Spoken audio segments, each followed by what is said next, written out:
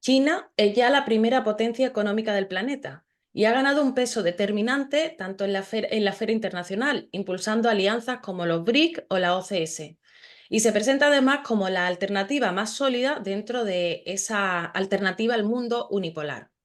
Pero ese ascenso viene acompañado de intentos de contención, bases militares, campañas mediáticas, guerras híbridas y maniobras diplomáticas. Hoy nos preguntamos qué riesgos, qué desafíos afronta China y cómo responde. Buenas a todos y a todas, esto es la Mesa del Viejo Topo, un lugar para pensar en voz alta, para cuestionarlo todo y para sentar en esta mesa los temas que de verdad nos importan. Si te interesa ir más allá del ruido y pensar el presente con mirada crítica, quédate con nosotros y síguenos en redes. Estamos en Twitter, en Instagram, en Facebook y ahora también en TikTok. Comparte y comenta, porque la historia no se mira, se discute, se confronta y solo así se construye. Además, os invitamos a seguir la actualidad a través de nuestra web en Topo Express, suscribiros a la revista del Viejo Topo y profundizar con nuestro catálogo de libros presente tanto en librerías como a través de nuevo de nuestra web. Se sientan en esta mesa de nuevo Eduardo Luque, analista político, autor de distintos libros y comunicador, ha sido articulista de Topo Express y también compañero ya de la Mesa del Viejo Topo. Igualmente, Rita Coitiño, también ya compañera de la mesa, socióloga y doctora en geografía, autora del libro Entre dos Américas, Estados Unidos o América Latina, en el que examina las tensiones entre el alineamiento con Washington y la integración soberana latinoamericana. Y finalmente, Enzo Anchante, licenciado en Ciencias de la Comunicación y jefe de prensa del canal Prensa Alternativa desde Perú. Iniciamos sin más demora con el bloque 1 para plantear la pugna geopolítica, las alianzas las posibles alianzas y los escenarios de contención con los que se está encontrando esa potencia en ascenso, la República Popular China. Así, me gustaría iniciar preguntando cómo se configura hoy el tablero geopolítico en Asia y qué margen tiene China para consolidar el multipolarismo frente a los evidentes y cada vez más constantes intentos de contención por parte de Estados Unidos. Iniciamos con Rita Coitiño. Bueno, hola, buenas tardes, buenas noches, no sé qué hora tenemos ahí en cada país que estamos nosotros. Mucho gusto conocerlos, Eduardo y Enzo, mucho gusto reverte, Carmen, y discúlpame por mi portuñol, que yo creo que es la lengua del futuro, pero todavía no es la del presente, así que intento comunicarme en la bellísima lengua castellana, pero a veces se me olvidan las palabras y me sale el portugués. Bueno, los desafíos de China en este momento para consolidar el multipolarismo. En primer momento, yo quiero decir que es muy importante la relación que China establece en Asia. Yo creo que Asia es el espacio de prioridad de las relaciones internacionales chinas. Después de Asia viene el resto del mundo. Asia, después África y por último la América y América Latina. Europa todavía se queda un poco afuera por la política de contención de la OTAN y de los Estados Unidos. Esto es una cuestión importante para que podamos comprender las iniciativas como Cinturón y Ruta y otras iniciativas que ha lanzado China en los últimos 10, 15 años. En este bloque, yo quiero detenerme en la cuestión del tema de las amenazas militares a China. Hay otras amenazas, como por ejemplo la cuestión de la guerra comercial de Estados Unidos con China, pero podemos hablar de esto después. Y el tema de las amenazas militares, Estados Unidos es todavía el más importante jugador de este tablero y tiene bases militares en todo el mundo. Bueno, tiene como 200 bases militares en todo el mundo, particularmente en la región que rodea a China. Destaco que recientemente ha cerrado un acuerdo con Filipinas para ceder 4 bases militares en el archipiélago, completando el arco alrededor de China, con bases adicionales que tiene Estados Unidos en Japón, en Corea del Sur, en Australia y además de Taiwán, que es una región donde Estados Unidos mantiene relaciones militares muy antiguas desde por lo menos la UGA, el del Kuomintang de la China continental para Taiwán. El Congreso de Estados Unidos en relación a Taiwán, una ley de relaciones exteriores que establece las bases para mantener las relaciones de Estados Unidos con la isla de Taiwán. Y en ausencia de vínculos diplomáticos oficiales, porque en realidad, desde 1979, Estados Unidos reconoce la República Popular de China y no Taiwán, pero mantiene con Taiwán las relaciones militares y mantiene con Taiwán también relaciones comerciales muy sencillas, muy importantes.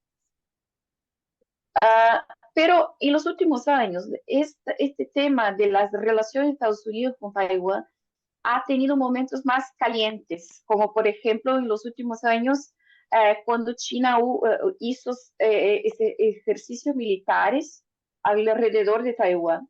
Y esto provocó una conmoción internacional en los vehículos mediáticos y también deslocamiento de embarcaciones de guerra de Europa, de Italia y de Inglaterra para el mar del sur de China.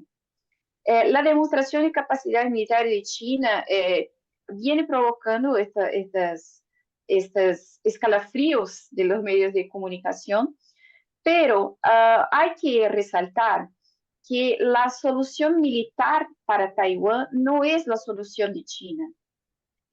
China tiene lazos culturales, lingüísticos y comerciales muy importantes con Taiwán. No es interés del gobierno central de China haber una confrontación militar con Taiwán, pero hay que mantener las capacidades militares muy evidentes para que Estados Unidos no tenga libertad de hacer nada en esta región.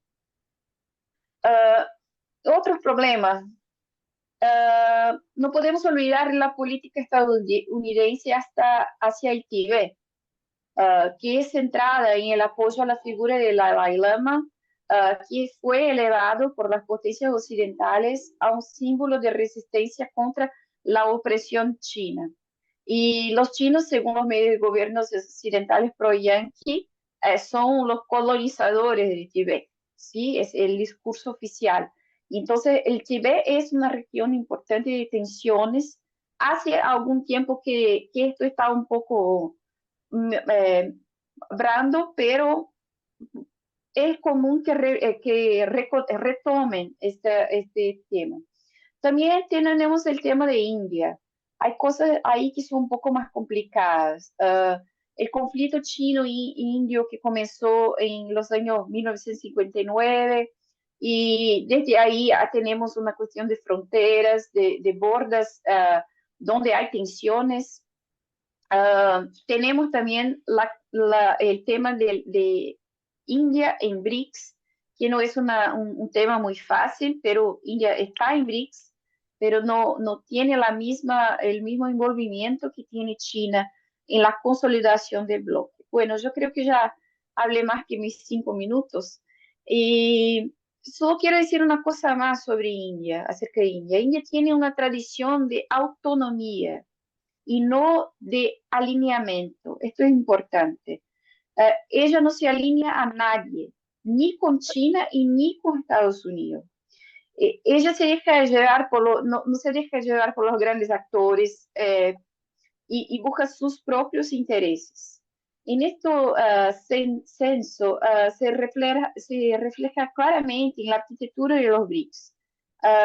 Y yo no creo que India tenga ningún interés, por ejemplo, en promover una guerra de destrucción de China, como hay algunos analistas que aventan, porque saben los indianos que después de la destrucción de China, algo va a pasar también con India. Así que yo creo que India es un actor que va a permanecer buscando siempre la neutralidad y manteniendo relaciones muy fuertes con Estados Unidos y también con China. Yo creo que esto es importante que tengamos en nuestra mirada para comprender los movimientos que hace India internamente al BRICS y también a otros bloques de que participa.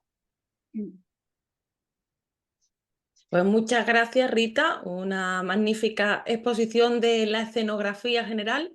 Y ahora me gustaría conocer tu punto de vista, Eduardo. Sí, no, a ver, la compañera Rita nos ha dejado el listón muy alto realmente, ¿no? Ha sido una muy buena exposición. Yo lo que añadiría básicamente son dos cosas. Una, la gran debilidad de China es fundamentalmente el aspecto energético. Esta es una de las grandes debilidades chinas, es un consumidor masivo de energía y evidentemente no produce lo que llega a consumir ni de lejos. Así que es un importador neto de energía. Y ahí viene una de sus grandes dificultades. Hay dos vías de apropiarse de comprar esa energía. Una es a través del estrecho de Malaca, es decir, por el sur del país, un estrecho que está regulado, controlado y vigilado 24 horas al día, 7 días a la semana, por un total de 9 o 10 bases militares entre Estados Unidos y el Reino Unido.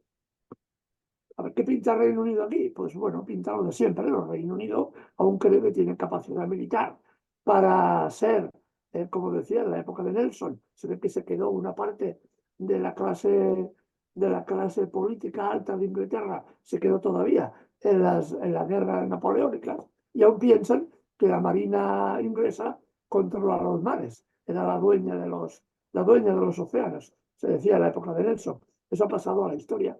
Pero siempre vemos al Reino Unido metido en todas las salsas, bueno, poniendo el pan a ver qué saca de cada una de estos conflictos. Es decir, está metido en la crisis ucraniana, hasta las cejas, está metido en la crisis de Oriente Medio y ahora también se apresta a meterse como antigua potencia colonial en el estrecho de Malaca presionando a China. Ese es el primer problema grande que tiene China. Tema energético y tema de materias primas. Primer gran problema. Por eso, China ha desarrollado una flota de guerra que ahora realmente pone en cuestión la propia flota de guerra de Estados Unidos, por dos motivos. Primero, por su capacidad tecnológica, más que demostrada. El otro día, en el desfile en la plaza Tiananmen en Pekín, mostraban, por ejemplo, los cañones láser de última generación adaptados a navíos de guerra, que es un prodigio técnico. Los Estados Unidos aún no los tienen, están pensando en instalarlos en sus destructores clase Eagle, pero aún no está concretada la fecha de la instalación de estas nuevas armas, porque son muy sofisticadas y tienen todavía problemas técnicos que resolver, cosa que parece que los chinos ya han resuelto. Así que ya tenemos una visión también de una capacidad militar por parte de China. El número de buques de guerra supera ya a la flota norteamericana en peso muerto y en número de unidades, con una ventaja añadida. Las unidades de guerra de la Marina, del Ejército Popular, son nuevas o de reciente construcción y tienen, por tanto, los últimos adelantos tecnológicos. Y digamos, con otra ventaja añadida. Su capacidad militar es en este momento superior porque son capaces de concentrarse en espacios muy pequeños. Así que tenemos un problema que es de energía, como decimos, que China responde desarrollando su potencia militar para, en caso de conflicto, poder imponer sus condiciones en el Pacífico. Para eso ha llevado una política expansiva, ha convertido islas, trocitos de tierra, en pistas de despegue para sus bombarderos y para sus cazas, e incluso ha llegado a acuerdos allí donde más le duele a la potencia dominante en el Pacífico, que ha sido hasta ahora Estados Unidos. Las Islas Salomón, que fue una de las batallas clave en la Segunda Guerra Mundial, la batalla de las Islas de Salomón, en este momento ha llegado a acuerdos de relación política, económica y militar China podrá utilizar las bases aéreas de las Islas Salomón a cambio de inversiones en tecnología, infraestructura, que estaba muy necesitada la población. A cambio de eso, tiene acceso ahora a bases militares, nada menos que pudiendo vigilar Australia, que es el otro rival de la zona también contra China, ¿no? Así que este es uno de los problemas que tiene China, que, digamos, lo resuelve o intenta resolverlo con músculo militar, no dejándose vasallar por nadie. Va a evitar, como decía Rita, objetivamente no le interesa llegar a un conflicto militar con Estados Unidos por Taiwán. Aunque Taiwán, todos sabemos que fue reconocido por Estados Unidos como parte de China continental. Todo esto que se está diciendo de la independencia de Taiwán es un cuento. Estados Unidos, a cambio de mejorar las relaciones políticas con China, con la China de Mao, en aquel momento, digamos, dictó, en la ONU además lo hizo público y a nivel internacional, que reconocía a Taiwán como parte de China. Es decir, que todo esto que está ahora hablando de independencia de Taiwán es puro artificio lingüístico para intentar imponer sus criterios. Así que China no va a ir a la guerra por Taiwán si no la provocan. Yo estoy convencido, yo estoy convencido que más tarde o más temprano habrá un choque militar. Es inevitable. Una potencia declinante, como es Estados Unidos, y una potencia en alza, como es China, evidentemente están obligadas a enfrentarse en un momento dado. Esto es lo que nos ha enseñado la historia también cuando hay conflictos graves entre naciones que se desarrollan, ¿no? Ya hablaremos después del desarrollo de China, que tiene características muy específicas, ¿no? Pero este es el gran problema. Y una última reflexión, antes de seguir para que no me pase el tiempo. El gran problema, como decía, de China es el problema energético y estamos viendo cómo poco a poco expande también su influencia y su apoyo a países que le son vitales para asegurar este río de petróleo y este río de gas que necesitan para desarrollar su industria. Por ejemplo, es el caso de Irán, que ha apoyado claramente a Irán en el conflicto con Israel, la guerra de los 12 días, y apoyó en su momento con menos intensidad a Siria porque aquello era, digamos, era zona de influencia de Rusia y no interfirieron. Aunque sí que había proyectos de desarrollo económico con Siria porque le importaba muy mucho tener un acceso a la ruta de la seda a través de Irán hacia Irak y salida hacia Siria, salida hacia el Mediterráneo.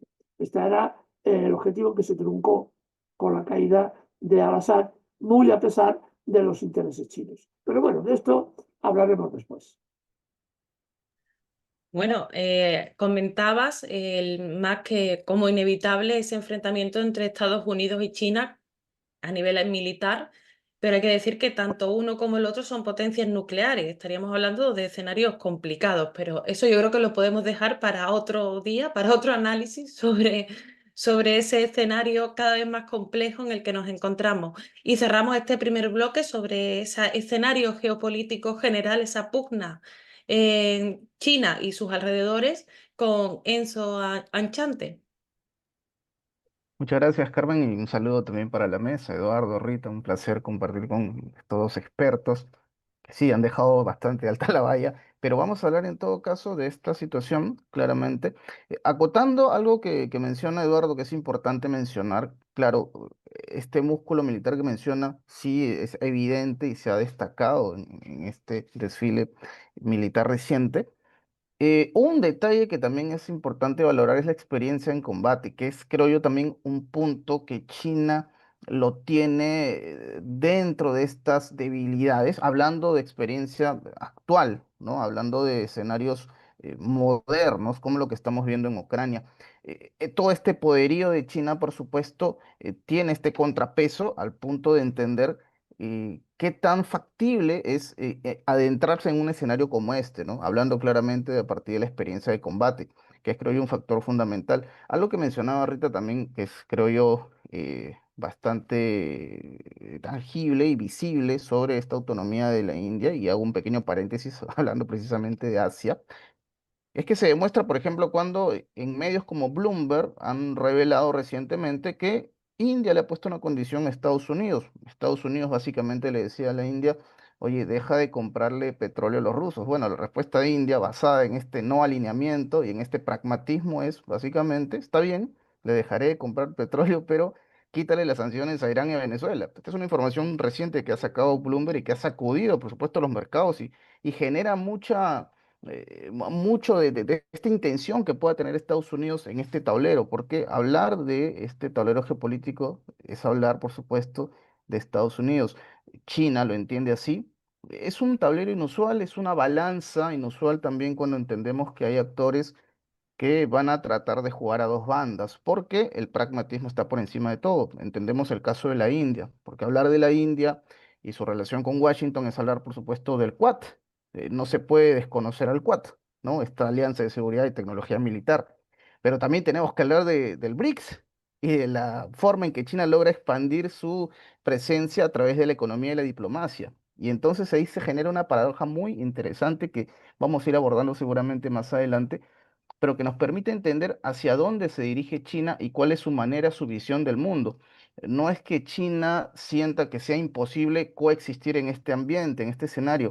Yo me pregunto si más bien Estados Unidos sí está en capacidad de entenderlo y ser tolerante, ¿no? Para China, por lo que uno observa, no hay tanta complicación a partir de eso, ¿no? Más allá del escenario militar que se está generando, que entendemos es importante, y hablaremos seguramente a profundidad del tema de Taiwán, que para mí también tiene que ver con los semiconductores, y hablaremos a profundidad de cómo es que caotizar esta zona puede generar un efecto global que China no quiere, ¿no? Pero sí, es reconocible que hay un equilibrio, que hay actores que se están formando en todo este mapa. Deberíamos hablar también de Indonesia, que se sumó al Ujú. BRICS en enero de este año, que es, creo yo, un tema bastante sustancioso, ¿no? O sea, hablar de Indonesia y su ingreso a este bloque al cual pertenece China, no es algo simbólico meramente, no es estrechar manos y ya, no, estamos hablando, por supuesto, de la economía más poblada del sudeste asiático, que es clave para la transición energética, ¿ah? ¿Por qué la transición energética? Porque entendemos que Indonesia concentra una parte decisiva del níquel mundial. Entonces, Ujú. es un momento clave para el BRICS, es un momento clave para este bloque. Y por supuesto, China así lo entiende. China que además tiene una palanca importante en el plano financiero, ¿no? Hay una interdependencia que intentan desconocer desde Estados Unidos y desde Europa. Hay mucha retórica anti-China, mensajes, amenazas. Bueno, ya Estados Unidos, que es en teoría la superpotencia que compite con China en el plano económico, ha demostrado que no se le puede tomar el pelo a los chinos. Y lo hemos visto con los aranceles y cómo el propio Trump ha ido retrocediendo y demostrando así que todo esto fue retórica. Todo lo que estamos observando va más allá de lo que uno habría podido presupuestar. La respuesta de China fue categórica en su momento en esta contraofensiva arancelaria. Yo me pregunto, si Estados Unidos sufrió este desgaste al querer enfrentar a China, ¿qué va a pasar con la Unión Europea que también está mandando mensajes altisonantes? Creo yo que esta interdependencia es una palanca importante para los chinos. Y ya iremos abordando también seguramente otros temas que son relevantes, como el aporte del BRICS y cómo China claramente entiende la necesidad de que los países clave, los países asociados y aliados, tienen que progresar para a partir de eso hacer un mercado emergente interesante, ¿no? No a través del sometimiento que suele utilizar el Imperio del Norte. Pero bueno, podemos hablar de eso quizás en los próximos minutos. Pues muchas gracias, Enzo. Pues vamos a entrar al segundo bloque, que es un poco seguir profundizando en lo que estábamos hablando. Habéis mencionado ya Taiwán, se han mencionado también las relaciones con la India. Y bueno, recientemente se producen estas protestas en Nepal, que es un país que está entre la India y China. Y bueno, y algunos también han planteado que al final esa desestabilización pues podía tener también consecuencias evidentemente para estos dos países vecinos que comparten esa frontera con Nepal. Por otra parte, también hay otros conflictos, ¿no? En el año 2019 se producen esas manifestaciones un tanto extrañas porque iban con banderas de la época colonial británica en Hong Kong. Esto es un problema que ya que se resolvió, un problema que era una cuestión de extradición y de, bueno, asuntos internos realmente entre Hong Kong y China, aunque se convirtieran por lo que fuera en agenda internacional. Por otra parte, también no podemos olvidar todo el conflicto dentro de la región de Xinjiang, que es donde, bueno, los famosos uigures chinos, que es una etnia, no es que todos los uigures sean pertenecientes a ninguna corriente ideológico-política concreta, pero que hay un conflicto relacionado con el integrismo religioso de sectores dentro de Xinjiang y que también ha sido utilizado, por ejemplo, dentro de la propaganda para transmitir una idea de represión en China que no se corresponde realmente, porque no deja de ser políticas muy parecidas a las que se aplican en el resto del mundo con grupos semejantes, pero en el caso de China lo convierten en otra cosa y esa propaganda también la hemos visto, también ha estado presente. Mencionaba antes Eduardo Siria. Se sabe que uigures chinos fueron a combatir con el Estado Islámico en Siria. Entonces, evidentemente se van relacionando una serie de elementos.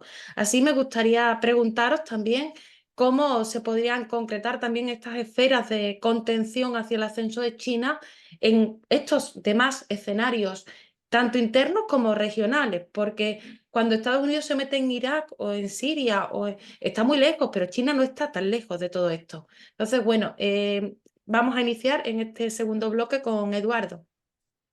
Sí, realmente cuando hay un conflicto en Irak o en Siria, aparentemente está muy lejos, pero está muy cerca de China, porque realmente muchos de estos conflictos tienen como base la contención de China. La guerra de Afganistán, por ejemplo, una gran olvidada, tiene como finalidad, una de sus finalidades es precisamente el intentar cortar los accesos de gas y petróleo provenientes de toda la zona y que iban encauzados hacia China, o había esa posibilidad.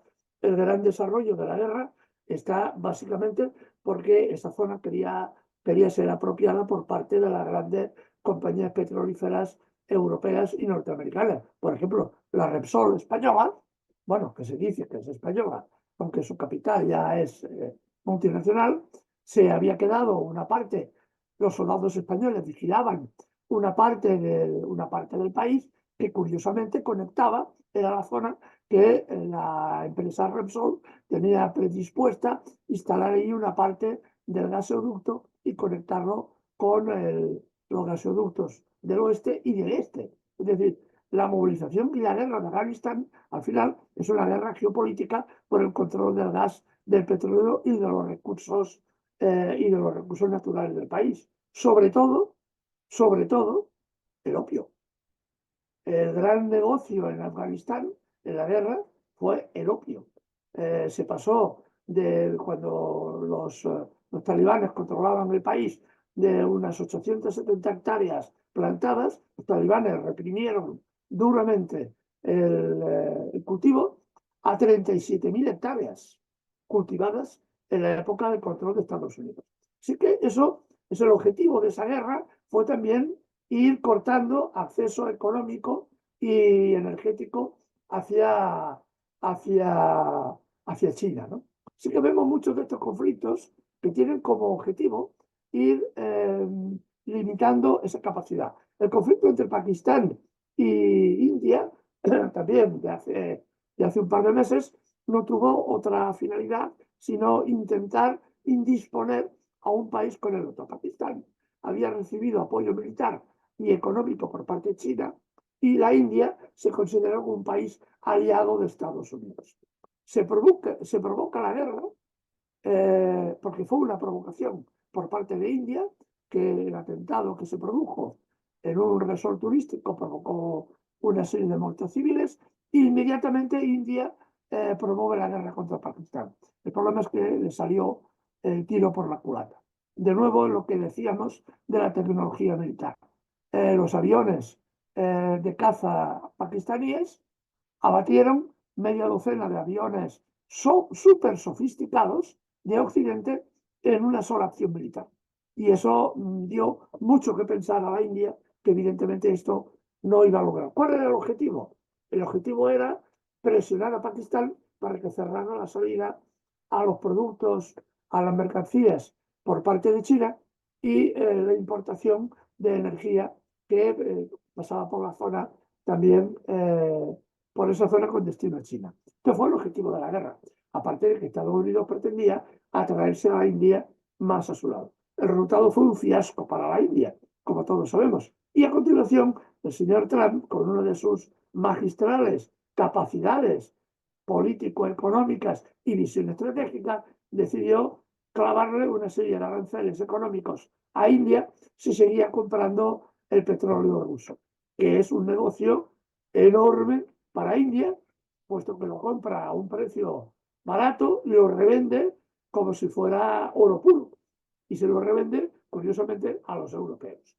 Es decir, que también la Unión Europea hace un negocio redondo con esto, ¿no? Pues bien, era el objetivo de la disuasión que se pretendía con este conflicto, que ha salido mal, porque además el señor Trump, al aplicar aranceles a India, ha provocado que India se ha visto en la reunión de Shanghái como hacía muy buenas migas con Rusia y con China.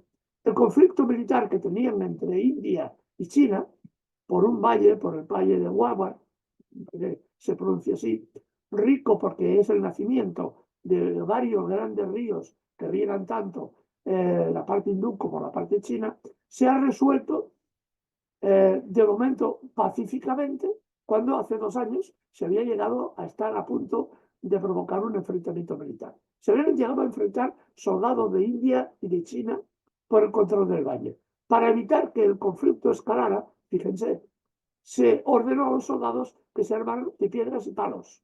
Y el conflicto se resolvió a estacazos. No pensemos que fue tampoco una broma. Murieron varios soldados chinos y también varios soldados hindúes. La cosa no fue tampoco de broma. Pero los dos entraron en una cierta racionalidad y lo normal hubiera sido liarse a cañonazos, prefirieron liarse a pedradas. Esto no es una broma, lo real. Entonces, vemos cómo la presión continua de Estados Unidos busca el aislamiento perpetuo de China. Y China se defiende básicamente proyectando su ruta de la seda por todo el mundo, desde África hasta Perú. El gran puerto que acaban de construir en Perú es un golpe enorme a la economía norteamericana, que es capaz de China plantear un reto mucho más allá de lo que son sus fronteras naturales o de su zona de influencia, ¿no? La influencia que tiene a través de Brasil en toda América del Sur es importantísima. El puerto que acaba de construir en Perú hace la competencia a los grandes puertos del oeste norteamericano. Esto también es una realidad objetiva. O las grandes obras, las grandes infraestructuras que está desarrollando en toda Asia, enorme, que han atraído a países que eran históricamente rivales de China, como el caso de Vietnam, que ahora están perfectamente integrados gracias al apoyo económico e ingeniería que está promoviendo China, tanto en Birmania como en Laos, como en Vietnam, como en Tailandia. Un amigo y fiel aliado de Estados Unidos está siendo cuestionado también porque China también está invirtiendo en infraestructura que es imprescindible para el país. Vemos cómo hay una zona de presión y al mismo tiempo hay una defensa importante que afortunadamente no es una defensa militar, sino es una defensa económica y de infraestructura. Igual ocurre en África. Las inversiones chinas ahora mismo en África, en empresas, en infraestructura, en trenes, por ejemplo el de Etiopía, son importantísimas y eso genera una corriente de opinión favorable hacia China y perjudicial hacia Estados Unidos y Occidente, que sabemos, la historia lo explica, no es necesario tampoco ser muy ilustrado, que Occidente cuando llegó a África llegó para arrasar el continente, para explotar el continente y lo siguen haciendo hasta ahora. Por eso, también apoyándose en esa necesidad, vemos países como Burkina Faso en este momento que están recibiendo apoyo militar por parte de China. Es decir, que es un escenario en el que el contexto es, jugamos una partida a nivel global que tiene particularidades en zonas concretas. Y una última cosa para no sobrepasar el tiempo. Es interesante ver cómo también tiene ese efecto de contención contra China efecto directo en Europa. Fíjense, un detalle que ha pasado prácticamente desapercibido. Que China puso en marcha un tren que llevaba productos chinos hasta Europa, atravesando China, atravesando Mongolia, atravesando Rusia, atravesando Bielorrusia, atravesando Polonia, hasta llegar hasta Alemania, que era el objetivo después para su distribución por el resto de Europa. Pues bien, en Polonia, la OTAN hizo maniobras militares hace unos días en la frontera bielorrusa. ¿Y qué hicieron? Por peligro, eso decían, cortaron la línea de comunicación, la vía férrea, la inutilizaron porque era necesario tener la seguridad de que no pasaría ningún accidente. Pero curiosamente, una vez que acabaron las maniobras militares, Polonia se ha olvidado de reabrir el tráfico ferroviario. Esto no es un olvido. La OTAN está decidida a plantear problemas militares y de todo tipo a China porque está al servicio de Estados Unidos. Así que abarca la idea de controlar China no solo en la zona limítrofe, lo que sería Oriente Medio y Asia, sur de Asia, sino incluso la zona europea, que también puede servir o quieren o pretenden servir como fuerza de contención a la expansión china a través de Rusia y a través de Bielorrusia. Así que el escenario, como digo, y como podéis ver, es extraordinariamente complejo y grande. Muchas gracias, Eduardo. Pues bueno, os invito también a los que nos estéis viendo, os invito a ver el programa que hicimos sobre cómo redefine África el orden internacional, donde abordábamos, entre otros elementos, las relaciones del continente africano y en concreto de la Alianza de Estados del Sahel, tanto con China como con Rusia. Y en relación con China y Rusia, en la cumbre de la OTAN en el año 2022, creo que fue, no, sí, 2022 en Madrid, ya plantearon, además de estos documentos, que China era el gran adversario, el gran desafío. Por lo tanto, cuando hablamos de una contención, no es solamente una elucubración nuestra o un planteamiento en relación a análisis que hacemos sobre hechos, sino también a que hay una declaración oficial por parte de la Alianza Atlántica donde establece a China como su principal adversario. Bueno, pues continuamos con Enzo. Muchas gracias. Y bueno, ya habíamos anticipado esta realidad, ¿no? O sea, de todos los escenarios que has planteado, Carmen, creo que el más sensible termina siendo Taiwán. Hay que reconocer que China ha realizado una serie de maniobras alrededor de la isla, con simulaciones de bloqueo marítimo, control de espacio aéreo. El mensaje es muy claro, ¿no? O sea, no se va a aceptar injerencismo, no se va a aceptar una revuelta. Pero también hay que entender que acá hay un concepto al que yo le llamo la escalada menos uno, que básicamente es, digamos, generar una serie de ejercicios que siempre estén con un escalón previo a un conflicto abierto. Ya lo habíamos anticipado. Hay que entender que Taiwán es fundamental porque es el corazón mundial en los semiconductores. Entonces, obviamente, una escalada en la isla, una guerra abierta, va a desatar un choque económico global, que es algo con lo que China combate y es un mensaje muy claro cuando observamos lo que pasa, por ejemplo, en Oriente Medio, cuando pasó lo que pasó entre Irán, Estados Unidos e Israel y actualmente la Franja de Gaza, entendemos que para China un escenario caótico no va a llevar a nada bueno. Imagínense entonces en el caso de Taiwán. Estamos hablando de un tema muy, muy puntual, muy práctico. Podemos considerarlo una disuasión calibrada, por usar algún término si queremos hablar más a profundidad de esto. El asunto de Hong Kong también es fundamental. Claro, recordamos estas protestas de 2019 y cómo es que el año pasado, sí, fue el año pasado, se aprobó una legislación local conocida como el artículo 23, que básicamente su propósito es que se tipifiquen estos delitos de traición, de sabotaje, de espionaje, ¿no? Y sobre todo de injerencia externa, todo lo que tenga que ver con la sedición.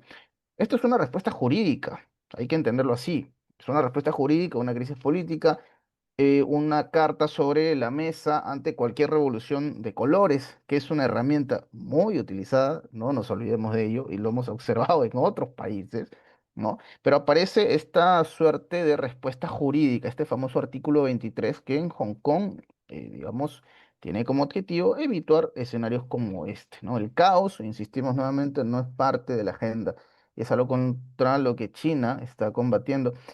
Y hablaste de Xinjiang, que también es fundamental acá entender que es un punto donde la propaganda se está disparando. Voy a cometer una indiscreción, pero en una conocida universidad de Lima, me sorprendía porque tengo un hermano que estudia en esta universidad, difundían separatas hablando del asunto de Xinjiang con mucha dureza, refiriéndose a China.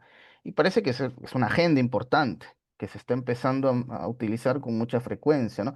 Bueno, para China hay una respuesta categórica que tiene que ver con el progreso de esta región, porque claro, no es, digamos, mentira reconocer que China tiene un especial interés para evitar que haya radicalismo.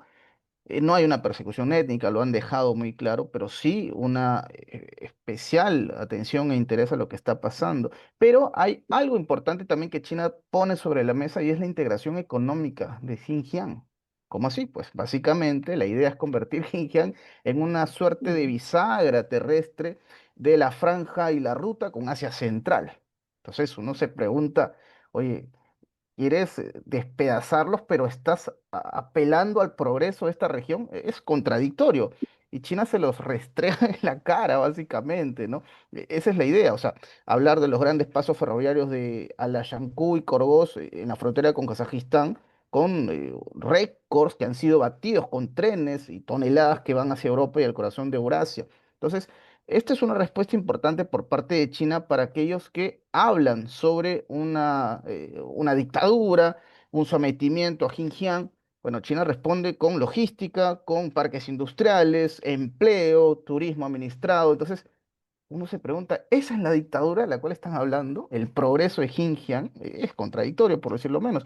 Y el asunto de Nepal sí ha sido también, hay que reconocerlo tristemente, una situación incómoda, dolorosa. Siempre que se habla de pérdidas humanas, para mí eso es lamentable, ¿no? Lo que ocurrió en septiembre, en este fatídico mes de septiembre, como la de protestas de juveniles, decenas de fallecidos lastimosamente, y la caída de un gobierno y una primera ministra que está de modo interino, que lamentablemente ahora mismo no recuerdo su nombre, pero que está de modo interino.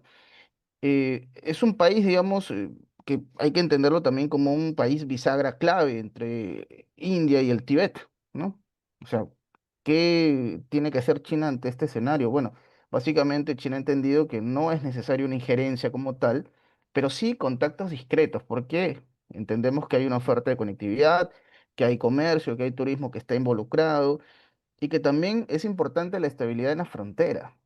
No vaya a ser que alguien utilice este escenario caótico para generar un impacto que busque perjudicar a China. China, sin embargo, es muy respetuosa en un hecho que es puntual, ¿no? Que lo que está pasando en Nepal, básicamente, tiene una consigna que es que la política nepalí la tienen que resolver los nepaleses. Es un tema que China lo predispone, ¿no? Más allá de todo lo que estamos hablando al respecto.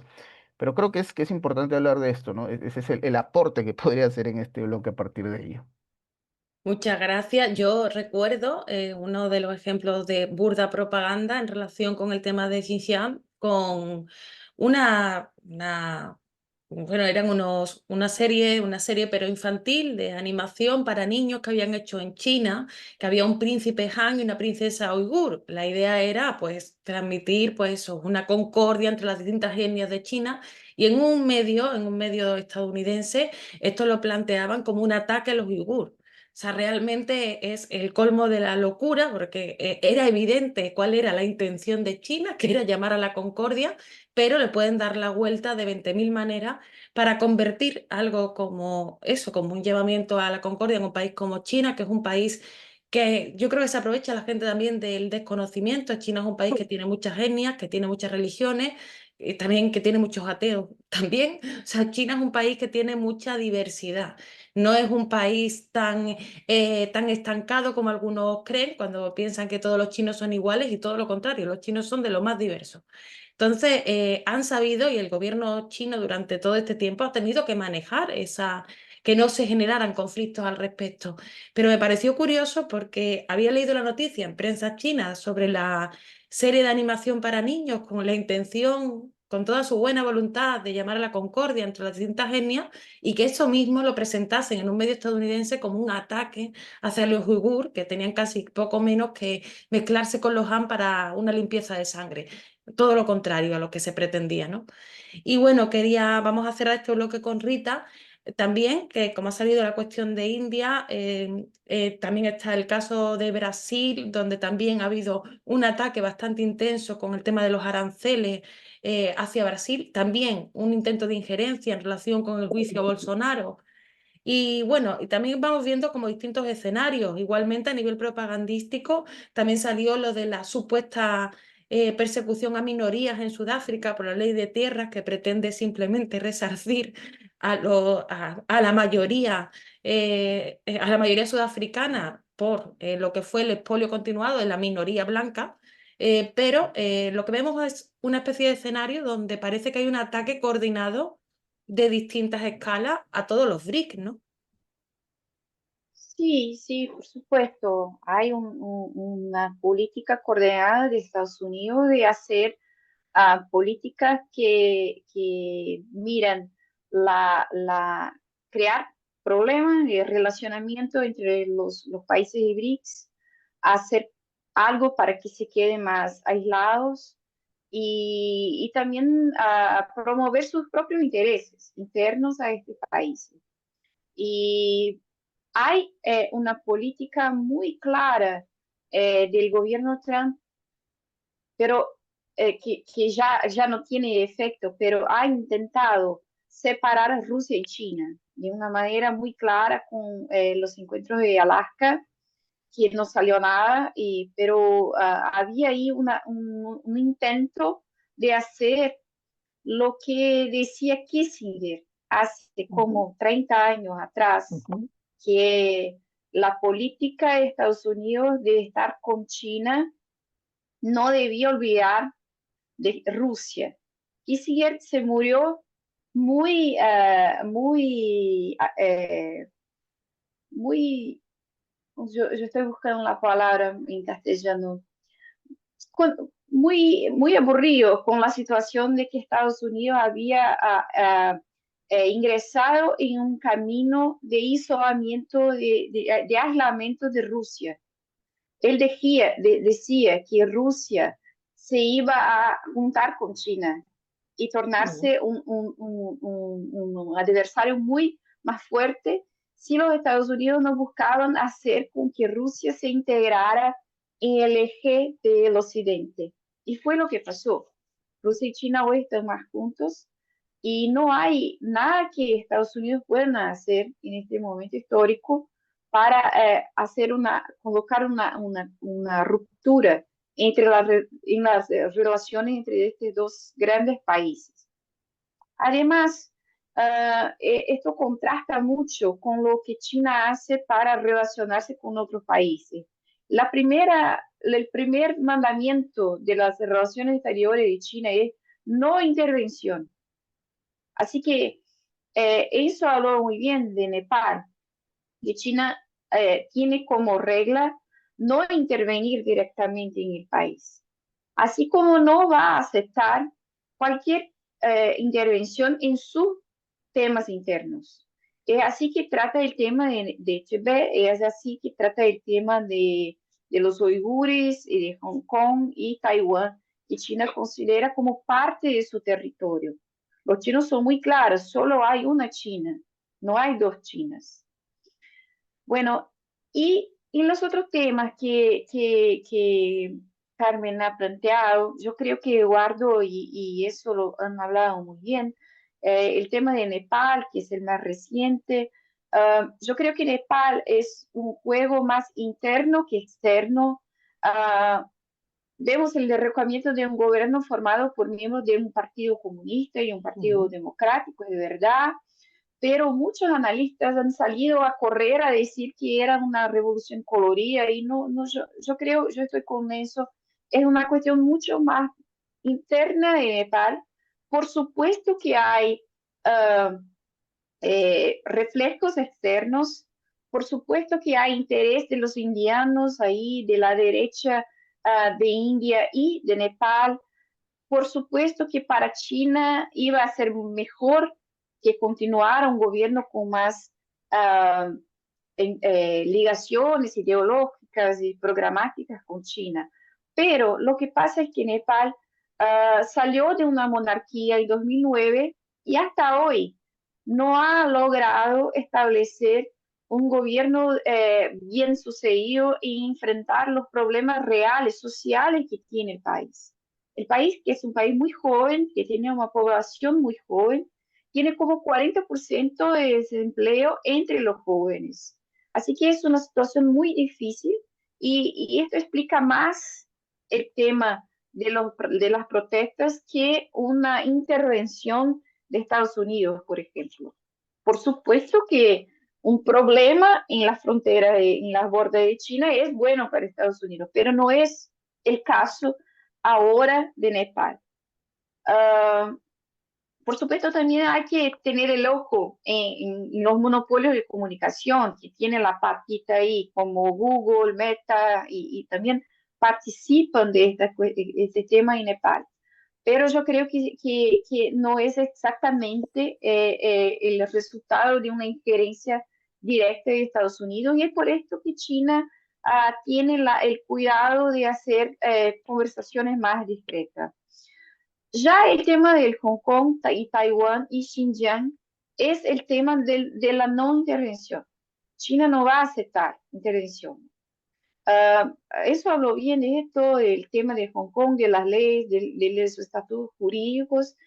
Y el tema de Xinjiang, yo creo que ahí actúan de manera problemática, son grupos muy pequeños, son grupos que vinculados al yihadismo, no sé cómo se habla en español, ¿verdad? Sí, yihadismo, que viene de afuera, ¿no? Que es una manera de intervención de afuera, y los chinos responden a esto con desenvolvimiento, con la creación de una zona económica exclusiva en Xinjiang y el provimiento de empleos, de infraestructura, y creo que va bien. Creo que la gran parte de la población de Xinjiang no quiere nada con acciones de separatismo y terrorismo y nada de esto. Lo mismo la cuestión de Hong Kong y Taiwán, nosotros hablamos más en el primer bloque. Yo creo que esto, nosotros hablaron bien y no voy a tomar más el tiempo de ustedes.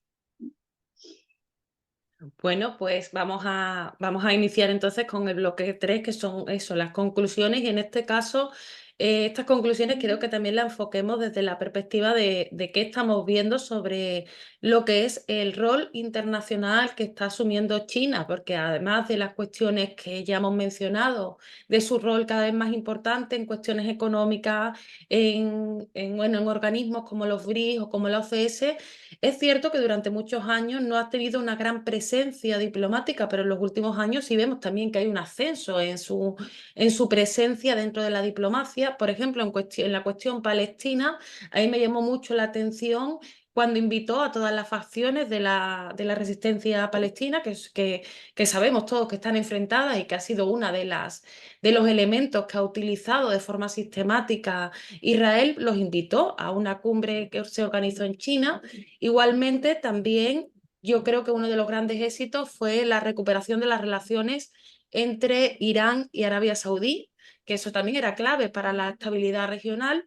Entonces, bueno, vemos como una China que está empezando a tener más protagonismo diplomático que no injerencista, porque efectivamente son muy claros con respecto a su posicionamiento en ese sentido. Entonces, vamos a iniciar este cierre con Enzo Anchante.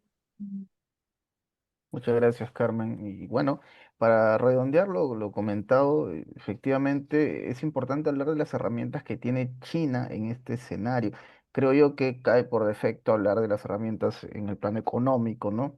Que China lo que ha demostrado es que que tiene esta capacidad de competir de ecosistema por ecosistema. La iniciativa de la Franja y la Ruta, que hay que decirlo, pasa por su mejor momento desde su origen. ¿Ah? Cada vez más contratos de construcción, más inversiones, una cartera que se está desplazando hacia el plano energético, logístico, manufactura avanzada y cada vez más proyectos que están vinculados a algo que también es objeto de debate, la transición verde, que eso seguramente lo imagino en algún momento se desarrollará a profundidad, pero es un tema también que genera mucho debate, ¿no? Y tú hablaste de algo importante, Carmen, la diplomacia. Claro que sí, la diplomacia es una herramienta que se ha multiplicado a través de foros. China ha demostrado no estar sola en esta tarea, ¿no? Es capaz de influir en bloques como el BRICS, que tienen ahora cada vez más miembros, lo dije hace varios minutos, la incorporación de Indonesia como miembro pleno. Ya hablamos de una mesa cada vez con más capacidad de poder posicionarse en el mundo, ¿no? Que coordina energía, inversión de forma creciente, ¿no? Pagos en monedas locales, o sea, hay una capacidad de poder generar un impacto a través de la diplomacia, pero siempre China haciéndolo con el bloque, ¿no? Igual que la OCS también. La OCS que se pronunció sobre lo ocurrido en Doha hace no mucho.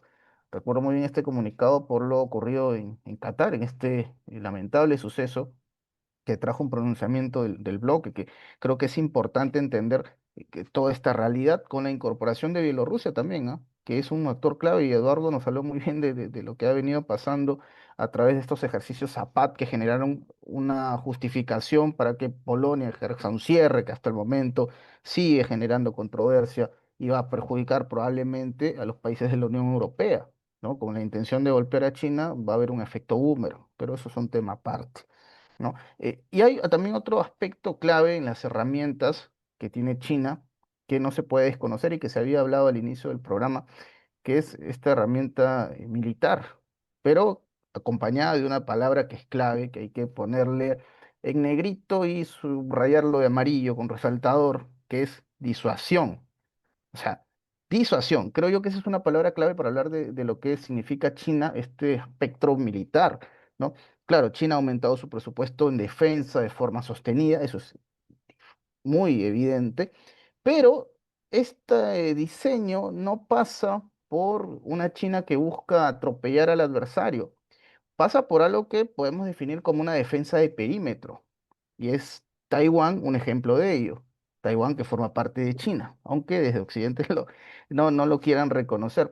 Entonces vemos una China que ha mejorado en sus líneas de suministro, que hay una superioridad en guerra electrónica también evidente, con misiles de alcance medio, con ejercicios que han rodeado Taiwán, pero siempre con esta premisa de una defensa de perímetro, de impedir que el enemigo, el adversario, quiera apoderarse de estos espacios. Entonces, creo yo que estamos ante un escenario muy evidente en el cual China ha ha aprendido, también hay que decirlo, del pasado, ¿no? No olvidemos esta guerra del opio, ¿no? Los 100 años de humillación.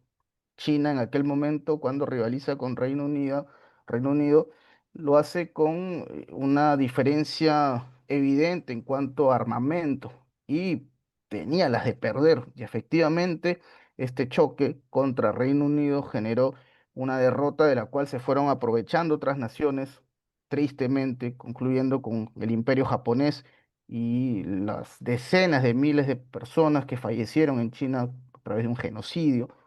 Pero China ha aprendido la lección del pasado y ahora tiene un poderío importante. Claro, como dije al inicio también, aún no con una experiencia tangible, pero poderío al fin y al cabo. Quiero soltar una frase que me parece importante. Seguramente el público que ha leído este libro maravilloso que es El arte de la guerra de Sun Tzu lo debe recordar, que es una frase creo yo que puede enrolar todo lo que estamos diciendo, ¿no? Hay algo que dice Sun Tzu que es muy claro. La suprema excelencia consiste en someter al enemigo sin combatir. Básicamente, podemos decir que China va a buscar vencer sin luchar, sin llegar a un escenario de guerra. Esa es la disuasión que está China tratando de ejercer en estos momentos. Pues muchas gracias, Enzo. Y continuamos en este cierre con Rita. Te quiero hacer una pregunta directa. ¿Con qué herramientas, en ese sentido, económicas, diplomáticas, militares, etcétera, cuenta China para sostener entonces este ascenso? Y también, ¿qué horizonte realista tiene el multipolarismo que propone?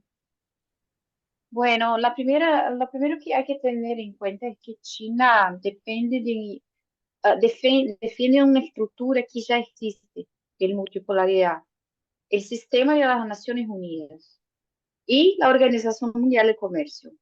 Así que la multipolaridad proviene de un sistema existente, no es algo nuevo, no es inventado ahora. Lo que hace China es defender la eficacia y la eficiencia de los mecanismos de negociación y resolución de conflictos, los espacios políticos comunes y el derecho internacional. La expansión mundial se basa en reglas para China y ellos promueven las reglas. Rechazan la posibilidad de acuerdos en cláusula de nación más favorecida, por ejemplo, priorizan la negociación con países en condiciones ventajosas para establecer relaciones duraderas. La plataforma que ellos han anunciado en las palabras de Xi Jinping como irá de futuro compartido, perdón, comunidades con futuro compartido de la humanidad, se basa en reglas que ya están desde el posguerra, desde del fin de la Segunda Guerra Mundial. Esto ocurre en el ámbito político y el comercio es también su pilar de motivación. La expansión está basada en reglas, basada en la manutención de mecanismos, el aperfeccionamiento de mecanismos de solución de controversias sin guerras, como dijo Enzo. Es esencial para los chinos que estos mecanismos funcionen y que estén bien aceptos por todos los países. La OMC funciona eh, como una parte fundamental de la agenda china para la construcción de la comunidad de futuro compartido.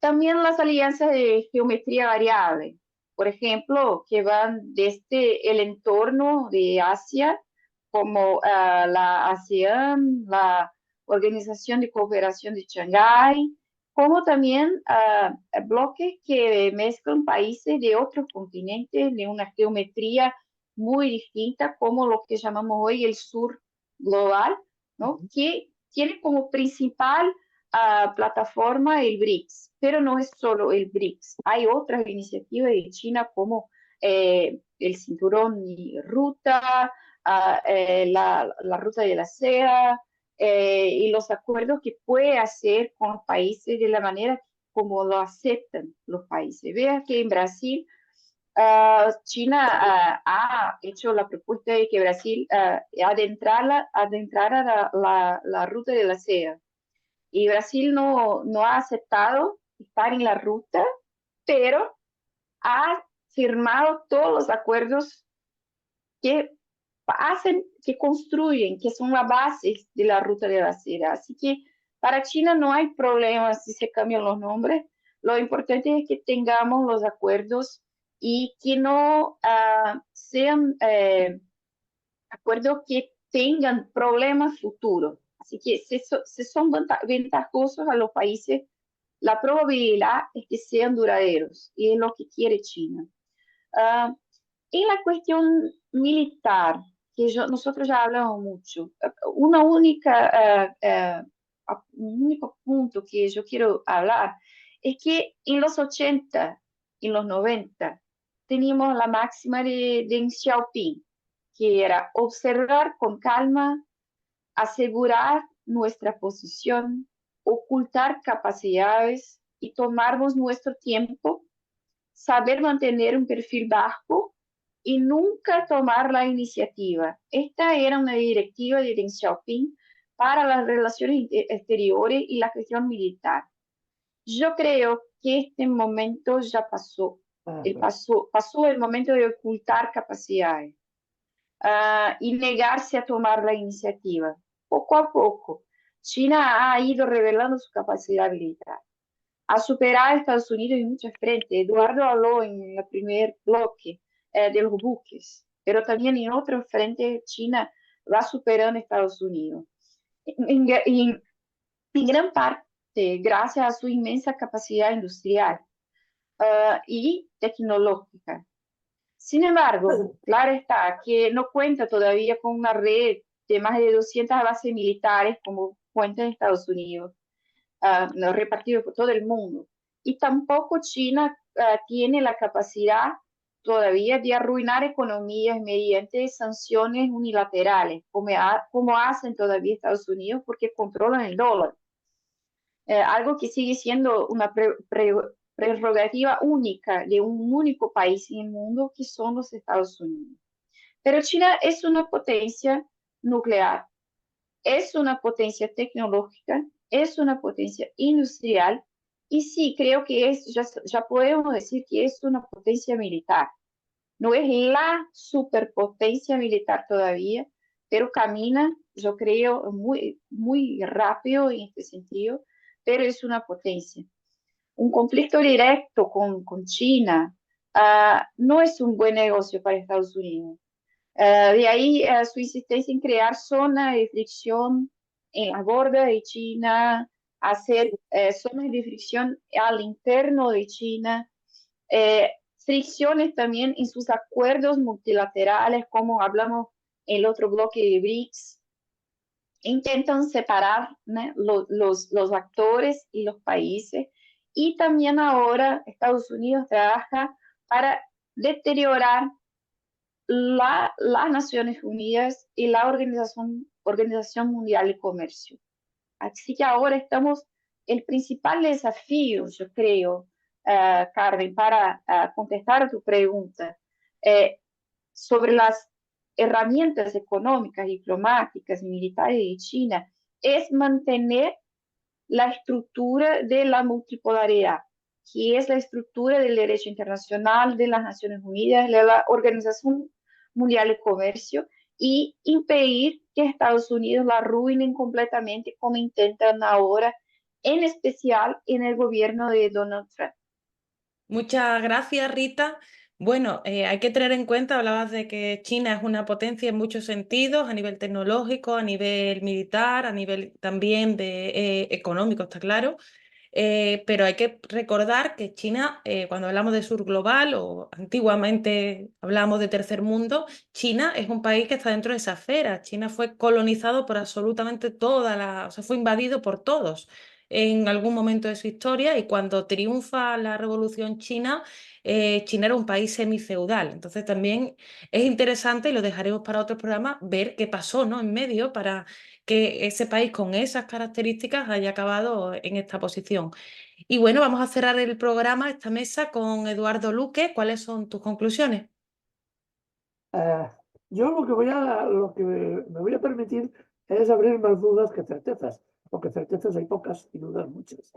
Porque estamos hablando de cómo encaja China en el conjunto del sur global, la relación con los demás potencias. Pero no nos hemos referido nunca en este debate a un efecto importante. Es decir, en China se ha creado una clase social, digamos, potente, poderosa, multimillonaria en muchos casos, que está insertada dentro del grupo de la clase superior de los otros países del mundo capitalista. Con una diferencia. El control sobre esta clase social lo ejerce, en este caso, el Estado chino y en concreto el Partido Comunista Chino. Es decir, se vio muy bien y muy claro cuando el presidente de Alibaba, que era un multimillonario que se creía poco menos que intocable, decidió plantear un reto al gobierno chino. Tardó exactamente 3 días en desaparecer y ahora se dedica al noble arte de recortar jardines públicos. Es decir, ¿cómo cogemos a un personaje encumbrado económicamente multimillonario que se codeaba con los grandes multimillonarios mundiales y se convierte en un jardinero de la noche a la mañana, porque el control que ejerce el Partido Comunista y la sociedad y el gobierno chino sobre sus grandes empresas y sobre sus grandes millonarios es muy importante? Y esto choca, va a chocar, está chocando y chocará más todavía con el enfrentamiento que se va a dar con los otros grupos de poder de, de Estados Unidos, de Occidente, que son los que hasta ahora han controlado la economía mundial. En el fondo, es un choque de clases sociales. Es decir, un grupo social poderoso, potente, le podemos poner nombres, si queremos, de los grandes CEOs de las tecnológicas, pero es igual, porque lo importante no es el nombre de uno u otro, sino el bloque social que representan. Europa Occidente tiene un bloque social poderoso que ha controlado la política y la economía mundial, y ahora nace otro bloque social poderoso que está haciendo la competencia. Evidentemente este bloque, el caso chino, está muy controlado por el gobierno y el Estado chino, de forma tal que empresas privadas, que son enormes, en el fondo están controladas por el gobierno en este caso, el Partido Comunista Chino. Es decir, no, es que, y además sabemos, por ejemplo, que el 72% de las empresas, de las grandes empresas chinas, no cotizan en bolsa. Es decir, que cuando hablan de la caída de la bolsa de Shanghái, es como para ponerse a reír, porque realmente la influencia económica de los vaivenes económicos en la economía china es bastante limitada, cosa que no ocurre con la economía occidental. Es decir, ¿con esto qué quiero decir? Quiero decir que el nacimiento de bloques sociales en China, controlados por el Estado, pero enormemente poderosos, se enfrentan necesariamente en una pugna a nivel planetario con los bloques económicos que se han desarrollado desde la mundialización en Occidente y en Estados Unidos. Y esa resolución, ese conflicto, solo hay una forma de resolverlo. Y esa es por la vía de la fuerza, de la vía militar. Por más que China quiera no llegar, y efectivamente utilizando las enseñanzas de Sun Tzu, que evidentemente la mejor victoria militar es la que se produce sin combate. Esa es la mejor victoria militar, lo cual no quiere decir que sea necesariamente así como se va a producir este proceso. Yo este proceso lo veo como un proceso complicado por el enfrentamiento entre grupos sociales. Lo que hemos de saber, si estos grupos sociales que dominan también la economía y una parte de la política china, están bien integrados con el bloque occidental o bien forman parte, como yo presumo, de un bloque antagónico. Si esto es así, nos vemos el enfrentamiento entre dos grandes bloques antagónicos que se irán profundizando en la medida que China va a desarrollar y está desarrollando sus capacidades económicas. Por eso, el ejército chino, la marina china en este momento, es más potente que toda la marina de Estados Unidos, con una ventaja. China se ha concentrado, como decíamos, se ha concentrado en su arco de influencia, su arco limítrofe de influencia mínima. Ahí puede concentrar más potencia militar que no Estados Unidos, que tiene como escenario prácticamente todos los sociales del mundo. Pero esto no es suficiente. Estados Unidos se va a ver obligada a presionar cada vez más a China, porque China está llegando a acuerdos económicos para sustituir la moneda. Aún no lo ha hecho, no se ha lanzado todavía por ello, pero lo hará. Tiene que hacerlo. Es imprescindible si quiere seguir desarrollándose. Y en el momento en que la moneda, que es la clave del desarrollo económico de Estados Unidos y el mantenimiento de su poder, se dispute, ahí sí que tenemos el escenario para el conflicto militar. Recordemos que el dólar no es sino una moneda apoyada por un ejército. Esta es la función que tiene. La deuda que genera el dólar no tendría capacidad de resolución si no estuviera apoyada por la capacidad de intervención militar de Estados Unidos, que cada vez, lo estamos viendo, es más limitada, más insuficiente y tiene enormes dificultades para abarcar varios escenarios. Y aquí apunto otro detalle geoestratégico importante. Hay un debate enorme ahora en Estados Unidos entre dos tesis geopolíticas. La tesis que encarnaba Brzezinski en su momento sobre la contención y en cierta medida Kissinger, la contención de China, intentando que Rusia y China se separaran, Pero Brzezinski tenía claro que la contención de China era el objetivo central de Estados Unidos. Pero hay otra tesis que ahora mismo se está discutiendo en Estados Unidos a nivel geopolítico, que tiene también importancia, tiene valedores dentro del círculo más íntimo de Donald Trump, de la doctrina Monroe, de partir y mantener la doctrina Monroe y incidir aún más, mucho más, en lo que es su patria trasera. Estados Unidos no puede abarcar los dos frentes al mismo tiempo. Ha perdido esa capacidad militar. Ya no puede, como decía Bush, hijo, que Estados Unidos era capaz de mantener tres guerras importantes y ganarlas al mismo tiempo. Se demostró que era una absoluta falsedad lo que decía. Pero bueno, ahora tiene otro problema enorme. ¿Cómo contenemos a China y cómo influimos y controlamos el continente americano? Es decir, tiene un doble problema muy complejo. Por eso, por ejemplo, todavía oímos a voces como el presidente de Colombia, de la ONU, hacer un alegato extraordinario, muy bueno, muy radical, contra el colonialismo de Estados Unidos y de Israel en el tema de Gaza. Porque aún hay esa capacidad. Veremos si la influencia de Estados Unidos se inclina hacia un lado o hacia otro.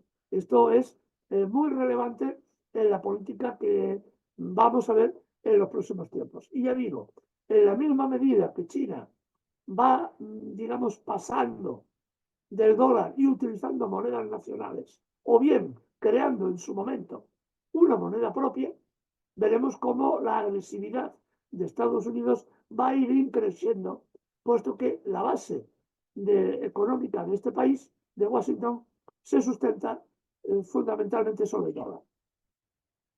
Bueno, pues muchísimas gracias a Eduardo, a Rita, a Enzo.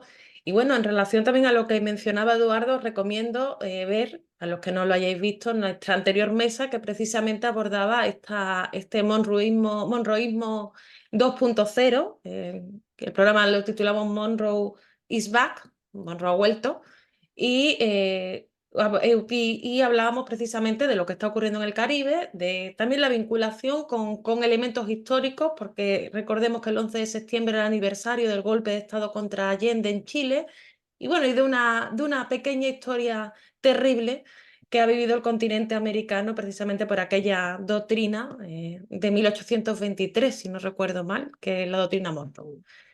Bueno, pues muchas gracias a los tres, Eduardo Luque, Rita Coitiño, Enzo Anchante. Nos vemos en una próxima mesa. Recordaros que le deis me gusta al vídeo, compartáis, comentéis, porque nos interesa mucho saber cuáles son vuestros puntos de vista y nos sigáis también en redes sociales, en Facebook, en Instagram, en TikTok, en Twitter. E igualmente, para seguir la actualidad, os invitamos a la página web del Viejo Topo y a sus artículos de Topo Express, donde, por cierto, muchas veces vais a encontrar artículos de Eduardo, y también, por supuesto, a seguir, a profundizar en los temas a través de la lectura. La lectura, por ejemplo, en la revista del Viejo Topo, a la que también podéis suscribiros a través de nuestra web, y, por supuesto, de los libros en las librerías o, de nuevo, mediante petición digital.